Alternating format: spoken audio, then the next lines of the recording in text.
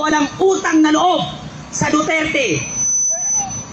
Noong namatay si Ferdinand Marcos, ilang presidente ang dumaan, yang tatay nilang yawa na yan hindi malibing-libing. Ngayon, naging presidente si Rodrigo Roa Duterte, ipinalibing ang kupal na tatay mo, Marcos. Ipinalibing ang tatay mo.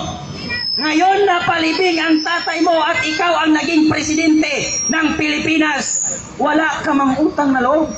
Ikaw man yung unang bumira sa Duterte administration. Tignan mo ang pinagkaiba noong panahon ni Duterte at ngayong panahon ni Marcos. Noong nangampanya si Marcos, pag ako ang nanalo, taas noong nagsasabi ang 1 kilong bigas ay 20 pesos na lang. Ngayon siya ay naupo sa pagkapangulo. Ang 1 kilong bigas naging 60 pesos. Mas lalong mumahal mo, no?